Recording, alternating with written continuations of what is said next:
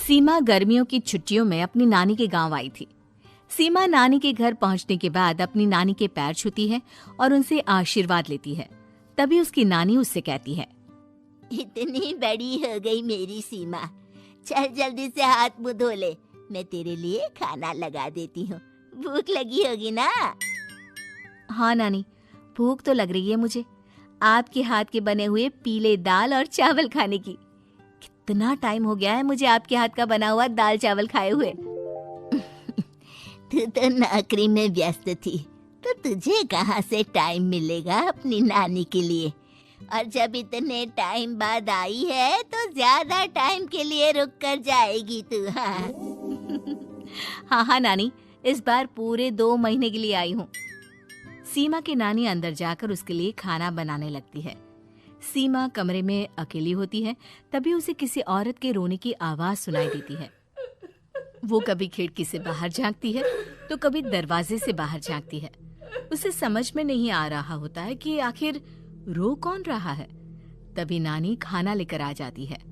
वो अपनी नानी से कहती है, नानी, कोई औरत रो रही है क्या? मैं जब से यहाँ आई हूँ तब से मुझे यहाँ किसी औरत की रोने की आवाज आ रही है। हे भगवान, कहीं ये वही तो नहीं? बोलो ना नानी। अरे कोई नहीं रो रहा, ये तेरे मन का वहम है। और तू ना अब खाना खा ले, ज्यादा यहाँ वहाँ की बातों में ध्यान मत दिया कर।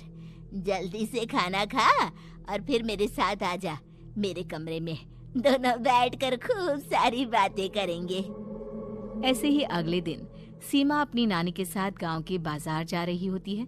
उसी रास्ते में फिर से किसी औरत के रोने की आवाज आती है। वो अपनी नानी से कहती है, अरे नानी, क्या सच में तुम्हें अभी भी किसी औरत के रोने की आवाज नहीं सुनाई दे रही? मुझे किसी औरत की बहुत बुरी तरीके से रोने और चीखने की आवाजें आ रही हैं।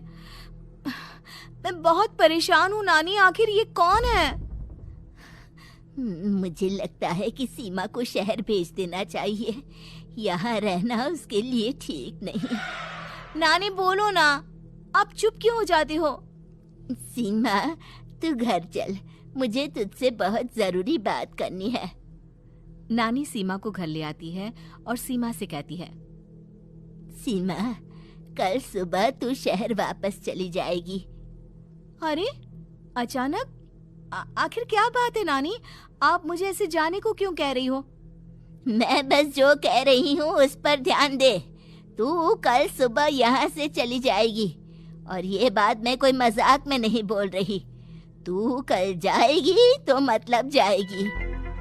अरे नानी, चली जाऊंगी मैं, ठीक है, पर आखिर बात क्या है ये तो बता दो। मम्मी से कोई बात हुई है या फिर मुझसे कोई गलती हुई है जो तुम मुझे अचानक से जाने के लिए बोल रही हो?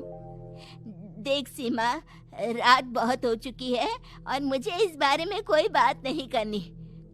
चल, अब चल के मेरे साथ सो जा। सुबह की बस पकड़कर तुझे शहर भी तो जाना है। सीमा को अपनी नानी का ऐसा व्यवहार देखकर बहुत ही अजीब लगता है। उसे कुछ समझ में नहीं आ रहा होता है कि आखिर उसकी नानी उसे अचानक से गांव छोड़कर जाने के लिए क्यों कह रही है। ये सारी बातें सोचते सोचते सीमा की आंख लग जाती है और वो अपनी नानी के साथ सो जाती है। ऐसे ही आधी रात को सीमा को फिर से किसी औरत की रोने की आवाज सुनाई देती है। वो उस औरत की आवाज सुनकर बार बार करवटें बदल रही होती है और तभी उसे सपने में भी एक अजीब सी औरत की परछाई दिखाई देती है, जो इतना चीख चीख कर रो रही होती है कि सीमा डरकर उठ जाती है। वो पूरे पसीने पसीने हो रही होती है। वो अपने आसपास देखती है तो घर में बिल्कुल शांति का माहौल होता है। सीमा घबरा जाती है। वो अपनी नानी को जगाने की कोशिश करती है मगर उसकी नानी नहीं जगती। सीमा को फिर से उस औरत की रोने की आवाज सुनाई देती है। आखिरकार सीमा अपने आप को रोक नहीं पाती और वो घर का दरवाजा खोलकर बाहर निकलती है। आखिर ये माजरा क्या है? आज तो मैं पता करके रहूंगी। अब आवाज का पीछा करते हुए सीमा आधी रात को गांव के चौपाल के पास बने कुएं के पास पहुंच जाती है, जहां कुएं की चारों ओर बेड़ियां लगी होती हैं। उन बेड़ियों में लगे हुए ताले के साथ एक लाल रंग का कपड़ा और माता रानी का कलावा बंधा होता है। उस कुएं में से सीमा को किसी के रोने की आवाज आती है। सीमा परेशान हो जाती है। इस कुएं में कौन है? कौन है यहाँ? सुनो, कौन है? कौन रो रहा है? वो चिल्ला चिल्ला कर पूछती है और साथ ही लोगों को जगाने की कोशिश करती है, मगर किसी को भी उसकी आवाज सुनाई नहीं देती। अब सीमा खुद उस कुएं के पास की बेड़ियों और तालों को खोलने की कोशिश करती है और किसी तरह कुछ देर की मशक्कत के बाद सीमा उसको खोल भी देती है। और जैसे ही वो कुआं खोलकर उसके अंदर झांकती है, सीमा उस कुएं में गिर जाती है। इतने में उसकी नानी की नींद भी खुल जाती है और सीमा को पास ना देखकर नानी परेशान हो जाती है। नानी घबराकर पूरे घर में उसे ढूंढने की कोशिश करती है, जिसके बाद उसकी नानी और सभी लोग उस खूनी कुएं के पास जाते हैं और सीमा की नानी कुएं के पास खड़ी होती है। सभी गांव वालों और सीमा की नानी को सीमा के चिल्लाने की आवाज आती है। बचाओ, कोई मुझे बचाओ। मेरी बच्ची, हम आ गए, हम तुझे बचा लेंगे। नानी, मुझे यहाँ बहुत डर लग रहा है। यहाँ इंसान की कटी हुई मुंडिया, हाथ, पैर और कंकाल है और खून भी है। नानी, मुझे डर लग रहा है।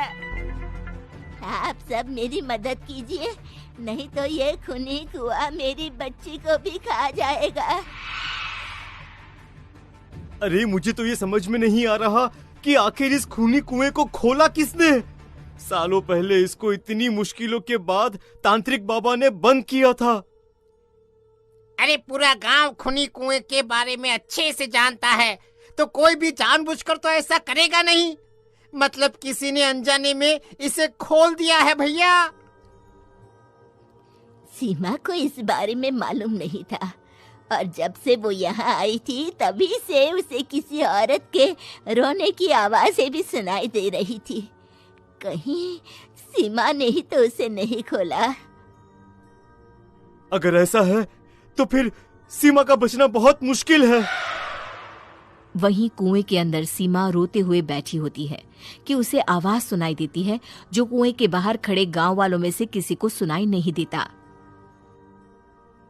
आज सालों के बाद मुझे ताजा खून मिलेगा। तेरा खून पीकर आज मैं अपनी प्यास बुझाऊंगा।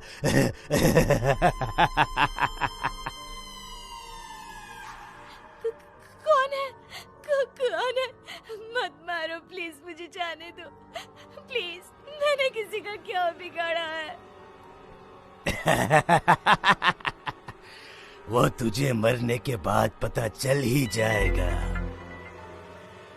जितने में गांव वाले और सीमा की नानी कुछ सोच पाते, उतने में उन्हें सीमा के चिल्लाने की आवाज आती है और अगले ही पल सब शांत हो जाता है। क्या हुआ? सीमा, मेरी बेटी। माफ करना बहन, लेकिन अब सीमा वापस नहीं आएगी। हमें एक बार फिर से कुएं को बंद करना होगा। गांव वाले तभी तांत्रिक को बुला कर लाते हैं। एक बार फिर अपनी शक्ति से तांत्रिक बाबा उस कुएं को हमेशा हमेशा के लिए बंद कर देते हैं और वहां एक बोर्ड लगा दिया जाता है कि यहाँ आना मना है।